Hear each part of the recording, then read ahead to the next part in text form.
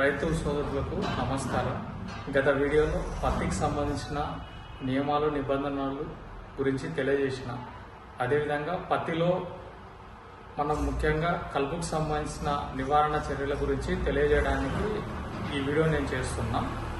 అయితే మొదటగా మనం పత్తి విత్తనాలు వేసుకున్నటువంటి మొదటి 3 నుంచి 5 రోజుల కాల వ్యవధిలో పెండిమిథిలిన్ అనే టెక్నికల్ నేమ్ ఇక్కడ మనం కంపెనీని ప్రజెంట్ చేస్తలేము, టెక్నికల్ నేమ్ నే ప్రజెంట్ చేస్తున్నాము. పెండిమిథిలిన్ అనే టెక్నికల్ నేమ్ కలిగినటువంటి పెండిమిథిలిన్ 38.7% సిఎస్, ఈ 38.7% సిఎస్ ఉన్నటువంటి టెక్నికల్ నేమ్ ని మనం ప్రజెంట్ చేస్తున్నాం. మొదటి 3 రోజుల్లో దీన్ని పిచికారీ చేసుకున్నట్లయితే కలుపు ఉధృతిని మొదటి దశలో తగ్గించవచ్చు.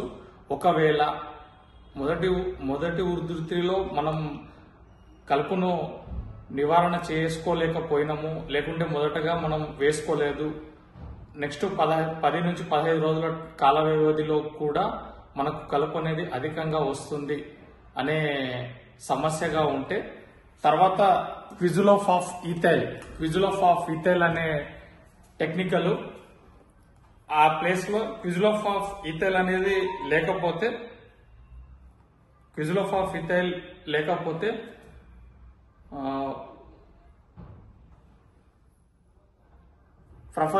ప్రొఫజోఫాఫ్ అనే టెక్నికల్ ఉంది.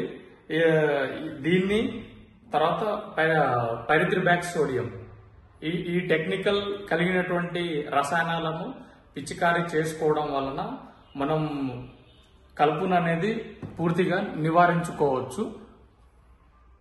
ఇది మొదటి దశలో పెండిమిథిలిన్ అనేది చెప్పాను.